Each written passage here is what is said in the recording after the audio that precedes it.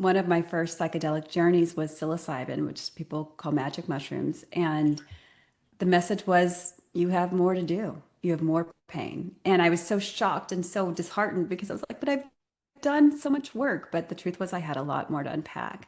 So that's really where this pain is a portal to beauty. That first journey with the mushrooms was the first kind of really acknowledgement of how much pain I had and how I need to go toward it. And that's what started to open things up for me. Yeah, I learned a phrase I use all the time. What you don't know, you don't know. Welcome, everyone, to Doing Business with a Servant's Heart podcast. I'm your host, Steve Ramona. Fired up today, and you guys hear that a lot. But, my guest has been through a lot. You're going to hear her story and through her book. But she's going to impact somebody that's listening to this, a major impact. And I want you to listen. I'll say this at the end of the show.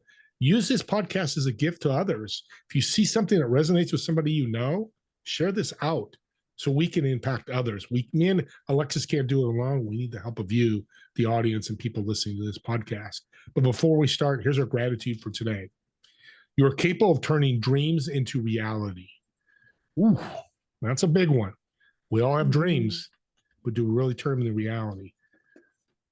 Let me let you stew on that, audience, a little bit. Let's bring our guest on. Alexis, welcome to the show. Thank you, Steve. Glad to be here with you. Pain is a portal to beauty. It's so crazy to me when I first read that.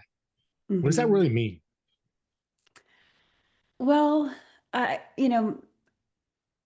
think a couple of different things come to mind. Really, I've had this journey where I had locked away a lot of pain for a long time and then came to a point in my life where I had to start looking at it. And it felt like something like, oh, I just have to do this to keep going. And what I found was that as I went toward my pain, number one, I discovered all sorts of parts of myself that had gone to sleep with the pain. And so I found out that I'm a writer. I never wanted to write a book. And it's not that I didn't want to, I thought I was a terrible writer. And I found out I'm a singer and a dancer, all these things that had been hidden away with that pain. So this kind of extraordinary discovery of things that I didn't even know about myself that are really wonderfully fun and heartening.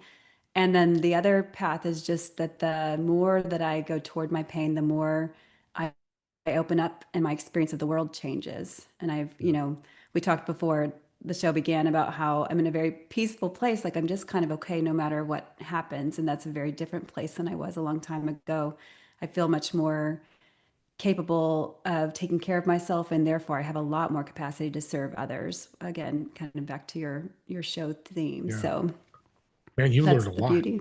I learned that was a lot. mouthful. That's fantastic. I mean, Yes. I love that because people pain, I'm scared of pain. You've actually taken pain and it's become beauty for you. So for the audience who have pain, what are some of the things you did to heal through that journey? Well, this all started with a voice that I heard in the woods one day, and it said, if you die today, your life will have been a tragedy. And it was one of those things where you just hear it and it's just true. It resonated with all of my being. And so again, this is where I kind of was forced to look at my life, and my history is that my grandfather died by suicide. My mother had died when I was 12 from complications with addiction and depression. And I was living a really sad and lonely life. And so I looked at what's coming from that legacy, and what was going to happen for my son was that, this is a very sad, tragic trajectory in our family. So I started going toward the pain because there was no other thing to do. It was so important to me to, of course, for my own life, but also very much for my son, to figure out how to do this differently for our family. And one of the biggest things, immediately all I did was I started listening to sad music and going for walks. And, I was in therapy for years, and that was very helpful. But there was something about doing it by myself. When I was with somebody else, it would kind of bring on the dissociation or the numbing that I had had my whole life. And so I really had to just start listening to sad music and crying while walking around, parks and walking in the woods. And it started letting some of these things loosen up that had been packed away so tightly. Sad music while you're walking. I've never heard that before. And that healed you. It's powerful. I mean, as you're It telling me, it's powerful. it was so healing for me. It really helped me start to look at some things again that I didn't even know was there. What Yeah. happened is what happens when we're kids and we experience something traumatic, our body expertly knows how to stack things away because we can't deal with it. I couldn't handle, my mom was depressed for years and then she was addicted for years and then she went away to rehab and I just couldn't handle that loss. And so my body numbed me to it. So it took, lots of different approaches for me to get to that pain. The first piece was kind of having this wake up call and just letting myself be sad, be curious about what I went through and how that might have impacted me. But then ultimately, I don't know if we'll talk about this later, but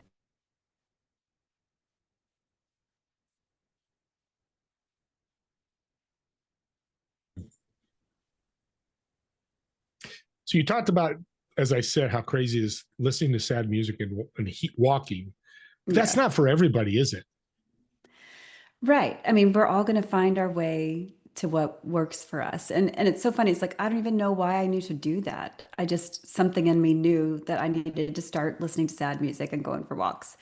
Um, and it was really an opening piece for me. It really helped me get in touch with how sad I was and how lonely I was. And it's like you kind of had these incremental pieces of waking up and you go, okay, now I know I'm really sad and lonely. So now I can get more honest about my relationship. At that time I was married and I needed things to work so badly, but I needed them to work because I needed to avoid all this pain that I was shutting away.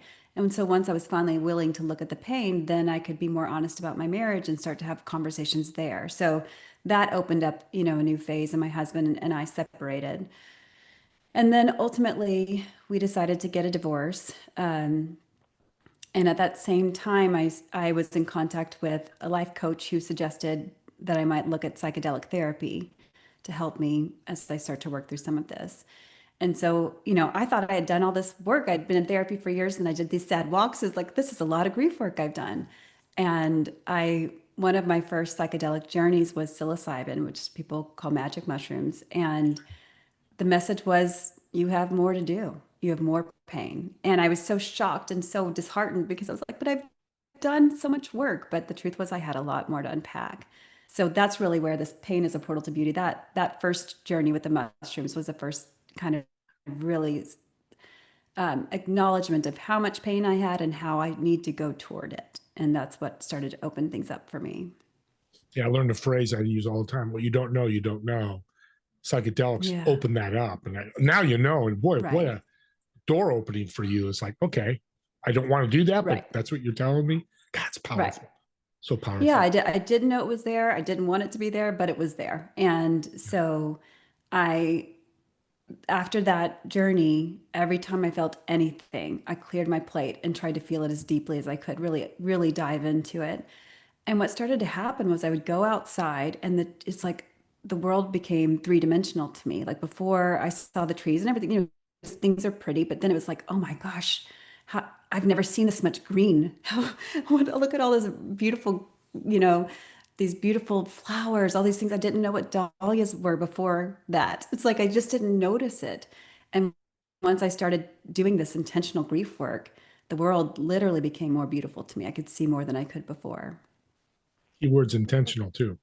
Grief works Yeah. good, but intentional that you're actually specifically healing your grief, like cancer treatment. That's intentional. Whatever you have to Yeah. do to cure your cancer, you just use grief. Dive into the book. I mean, we started with the title. It's the title of your book. What are people going to read when they read your book? Well, it's a journey through um, there's a little bit of flashback to what kind of started it all with my mom's death, but it really is a journey through this time of from the moment in the woods where I heard that really yanked my attention and said, you have to start doing something here. Through the walks, the sad walks and the psychedelics and the divorce. And then finding these gifts again, finding out that I'm a singer and a dancer, and I was during a very intense grief session where I woke up one day and the first chapter of the book just came out of me. And so it kind of follows that whole journey and into a new relationship where, it's like, um, I really so appreciated the time by myself because it was a return to me. I mean, when I numbed to survive the loss of my mom, I numbed me. And so I lost me. And so all this time, my whole life, I've been looking for my purpose and I've been looking for the right partner. I've been looking for the right community. But really, I was always searching for myself. I just didn't know it.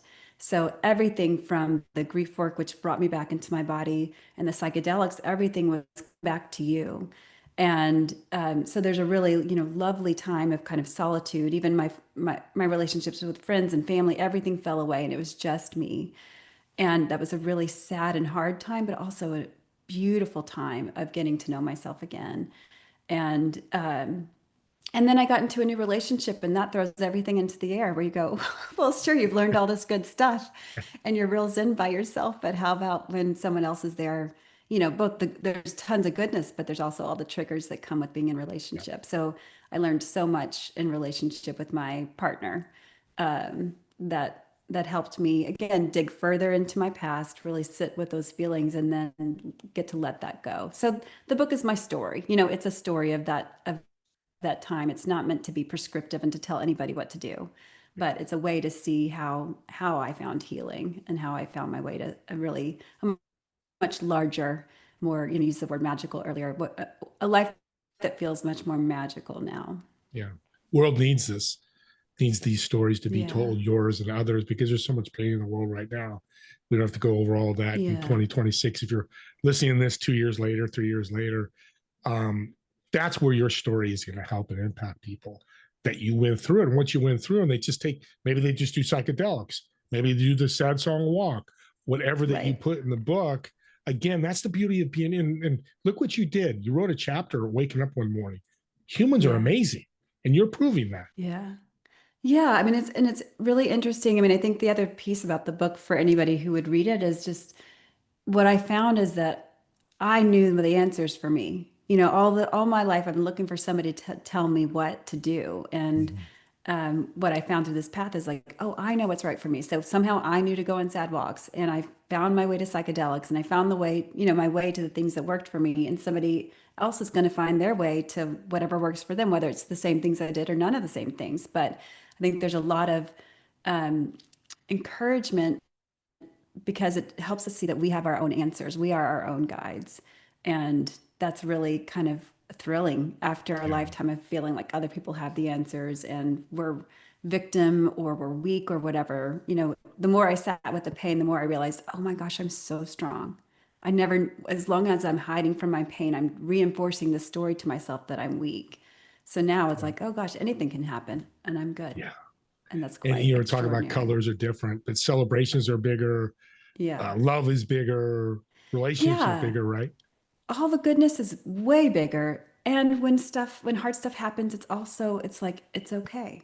Like nothing, it's like the goodness that comes into my life, I hold with such gratitude and enjoyment. And if it leaves the next day, then that's okay. Like Yeah. all of it is okay in a way that before I needed all the pieces to line up perfectly. So it's a much steadier, stronger version of me today than 5 years ago. So we had a conversation before the show, and you corrected me very well on my story, and I didn't have as much trauma. But Mm, that's what telling your story, hearing you and people listening, probably same thing. You didn't have as much trauma, or Alfonso, who went to jail for 32 years for a crime he never did. I told you Sarita's story, some of my guests. But what it tells me, those little things. Okay, I did this today. Okay, I didn't get that contract. yeah. That's fine. It's I think of Alexis and what you had to go through. That's nothing. So Yeah, go ahead. although I would say, I mean, what's so neat about this path is like I didn't get that contract. Um, I'm disappointed, and it's okay to be disappointed.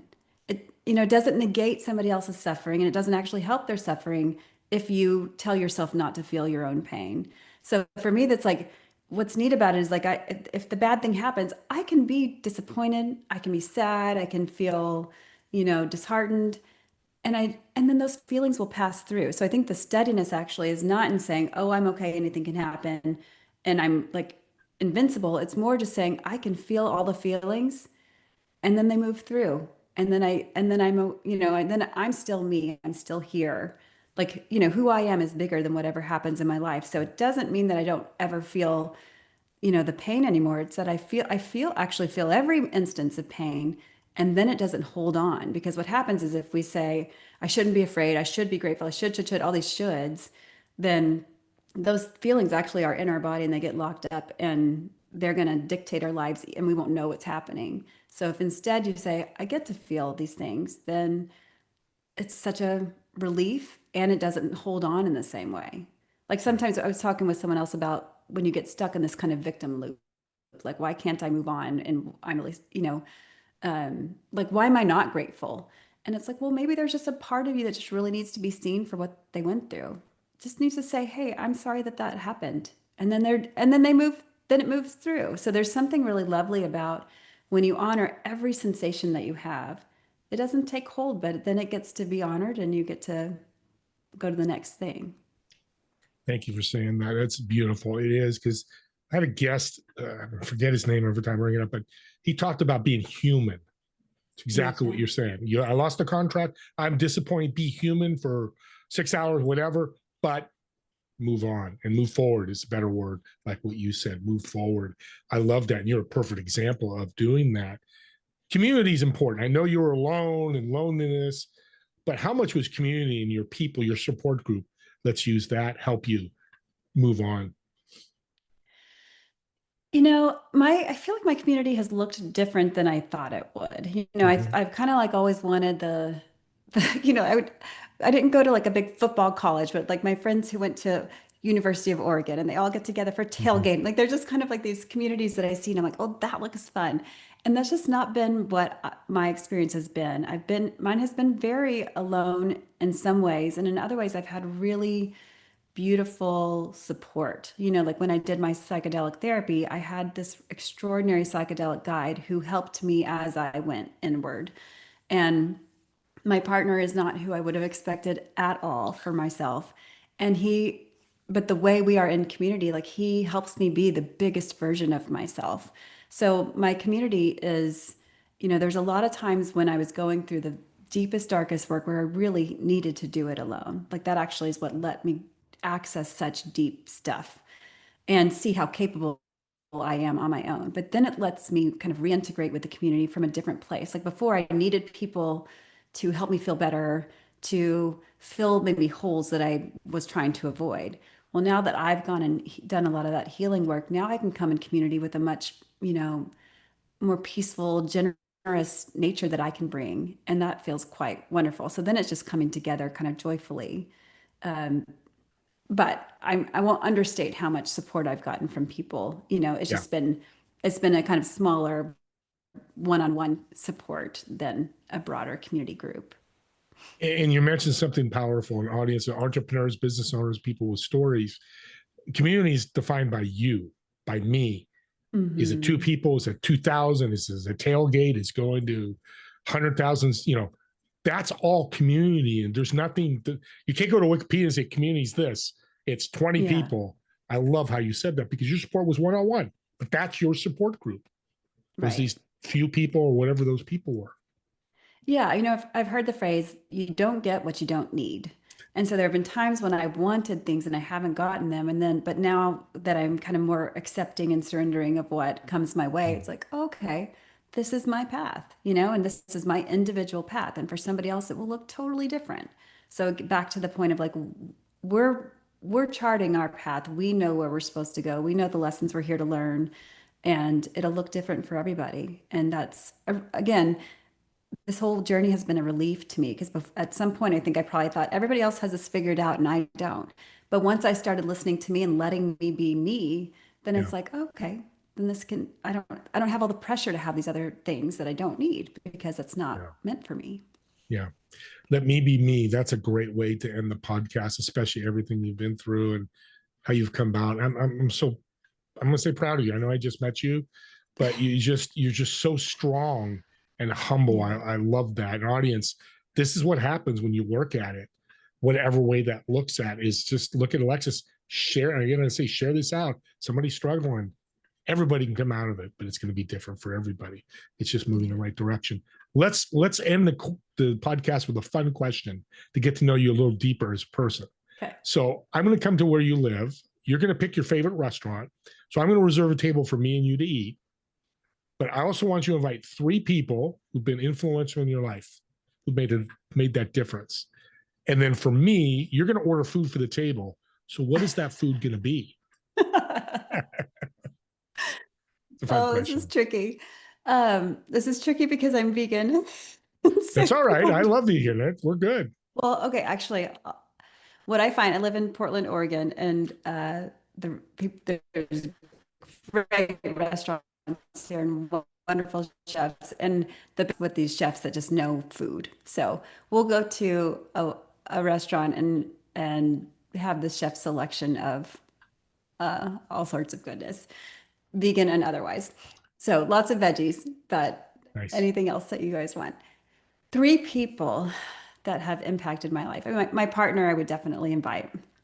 I've not met anyone like him in the world, and I find him an extraordinary inspiration and a pain in my butt when I want him to fix my problems and he won't because it's my job. Yes. But a wonderful person. I would invite my best friend who lives in New York, and she is one of the first people she's one of my only experiences of somebody who just won't let me go. You know, my mom abandoned me. You know, I've had a lot of relationships that have fallen by the wayside, and she refuses to let us fall by the wayside. And that's been such a gift to me after what I experienced in over these last couple decades with her.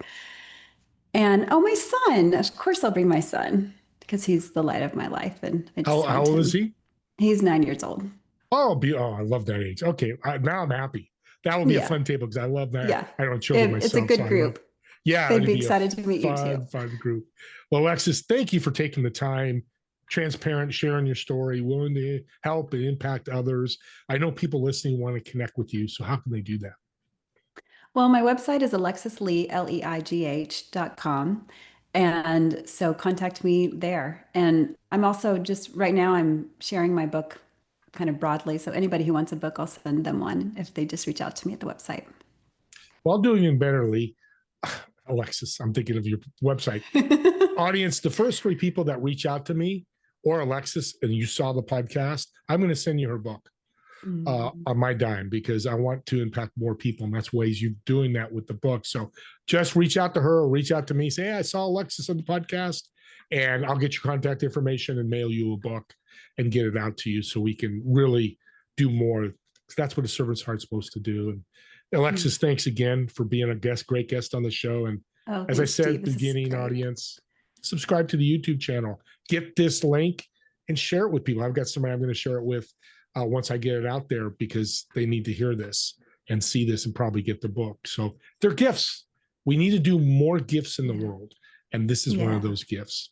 So thanks again, Alexis, and everybody. Me and Alexis want to thank all of you for watching or listening to this podcast. And we'll see you all in the next episode of Doing Business with a Servant's Heart. Have a great day, everyone.